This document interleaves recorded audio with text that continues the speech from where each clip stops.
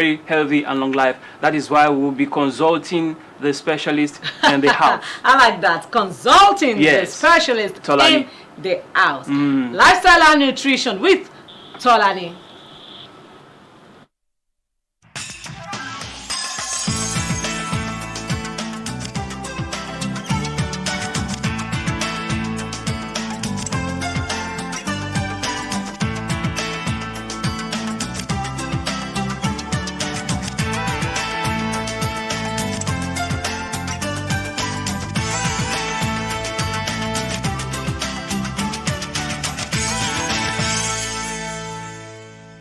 The food you eat may be the most important, the most helpful form of medicine, or it may be the most potent form of poison, depending on what you eat. Those are the words of Han Wignor, although I paraphrased it. My name is Fashion Tolani, at Nutrition Gist, media queen from the Savage line. All right, so this is a health, lifestyle, and nutrition, nutrition gist that we bring to you every Saturday, live at Morning Ride Show. And we've been talking about something for a couple of weeks now, or should I just say, for 1 week now. We are starting a new series, and this time around we're talking about those dietary intakes that we take on daily basis that endangers our health, or better still, those dietary intakes that leads to chronic diseases. Yes. So what are those foods that seem harmless, that seem like a day-to-day intake, but they are dangerous in the long run? Give it some 5 years, give it some 10 years, they would lead to a major disease condition in the body. Okay, so the number one I'm going to mention is alcohol.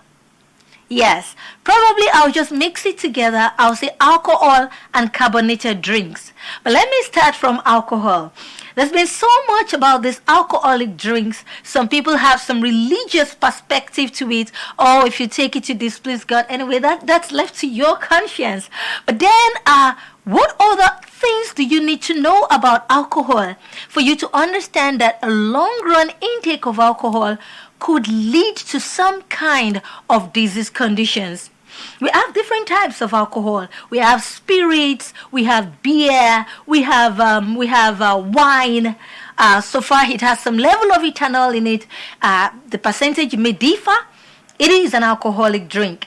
All right, if we look at some alcohol, because I wouldn't say alcohol is altogether bad. For instance, beer is made from barley.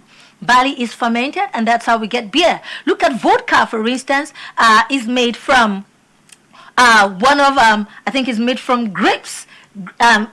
It's made from imported apple, this foreign apple. And then when you talk about bourbon is made from corn. Every one of them have a particular food, most of the time, that they are passed through a fermentation, or they are fermented, and after the fermentation is done, ethanol and everything is produced, and then you have the whole alcohol. But what you need to do, okay, let me talk about spirits too. Spirits are extra filtered, so the level of alcohol in spirits is usually higher. Now, does alcohol have its own benefits?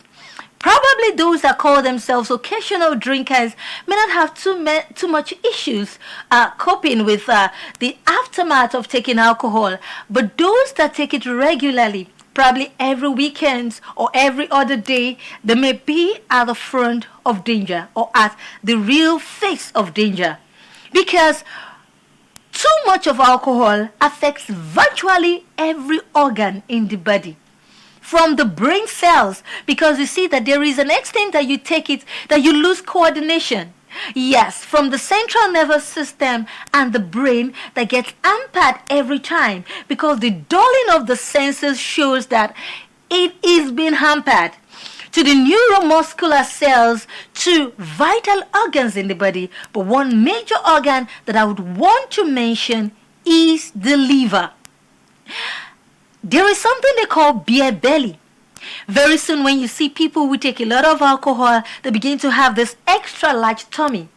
Usually, people that take red wine do not have that kind of problem. And I'll still talk about red wine. But usually, it's those who take spirits, those who take beer, maybe bourbon, maybe agave, and the likes of all those other kinds of alcohol are the ones that usually have this kind of beer belly. Why? Because large percentage of that alcohol is made from fermented carbohydrates. And when you have excess of these carbs, you begin to grow wider at the belly belt.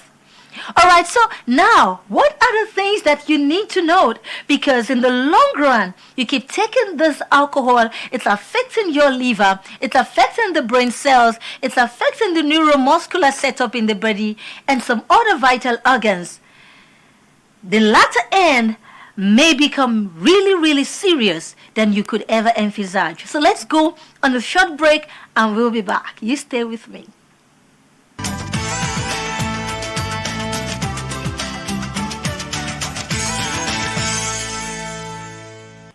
Welcome back. All right, so we've been talking about what foods we take that can lead to some kind of chronic disease condition in the future. All right, so talking about alcohol, I explained that it affects virtually all the organs in the body, especially the liver. And that's why I'm going to talk about liver cirrhosis. This can lead to serious complications of the liver. And when we talk about the liver is very vital organ in the body. That if it breaks down, unlike the kidneys that has a second one, if it breaks down, the chances of the person making it is really, really slim. In fact, the few cases of liver transplant across the globe is very slim. We have more of heart transplant, more of maybe some other organ like kidney transplant, but liver transplant is very, very slim. And you should know that liver, it usually does a lot of detoxification of the body. All this so-called detox and food fads, I call it, that people do now. I'm detoxing. Excuse me, you can't detox with the food you're eating. Yes, you may say you're just doing some kind of GIT cleansing, but the real detox is done by that guy called the liver. So now, when this liver breaks down, you have liver cirrhosis, it would eventually lead to a total breakdown of the body. Another organ that is affected chiefly is the kidneys. Why? Because the kidneys does more of ultrafiltration. And that's why I advise people to reduce their intakes of this local concoctions. Because the thing is this, some of them, maybe you shouldn't take more than a little cover of a bottle, but you take a big one and they are full of so much toxins. They are full of so much, the concentration of the chemicals in them is so high. All of these drinks, from alcohol to this local, maybe your gogoro or aquatash or whatever, really has a long toll on the liver, on the kidneys, and some other parts of the body. And in talking about other drinks too, I mentioned that apart from alcohol, carbonated drinks too. We may say, well, this is just mere sugar. It can't do anything to me. What you need to know that most of the cola drinks you take are just a cup of caffeine and like cubes of sugar. Imagine yourself throwing some 9 cubes of sugar in your mouth, drinking water and taking some caffeine. That is the meaning of what you take in most of those cola drinks. And what happens is that there is nothing sugar does to your body rather than to damage organs in your body. Sugar will fire up the rate of the growths in the body. Recently, an article was in circulation about how a whole lot of these drinks increases fibroids growth. And women will be saying, I don't know how the fibroids got into my system. My mother never had it. Did your mother consume the number of bottles of minerals or drinks that you consume now per day?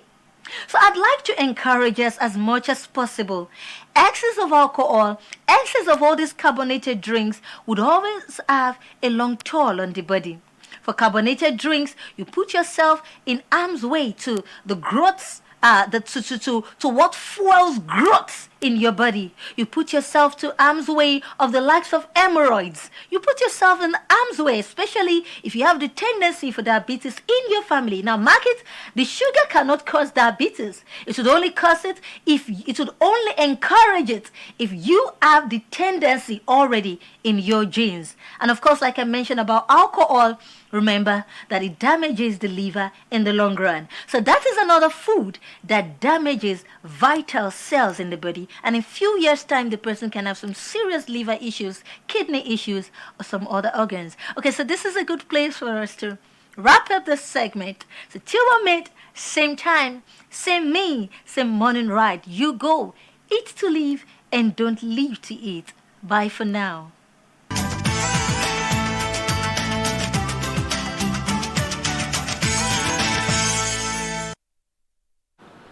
Wow, that one is a bomb to a whole lot of people today. It's a serious matter. She's saying that the main thing that people use to flex, they should do away with it. How do people flex without alcohol? I don't know. It's better to leave. I'm telling you. Yes, it's better to leave. Really, She's talking about breaking down of liver, of kidney. So what organ remains in the system? If the kidney is done with, It's gone. if the liver is gone.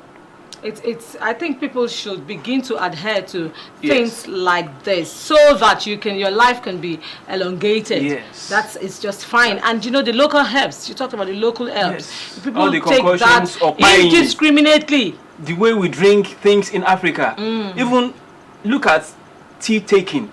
People, Nigerians, Africans, they use big bowls to drink, whereas the foreigners, the Westerners use.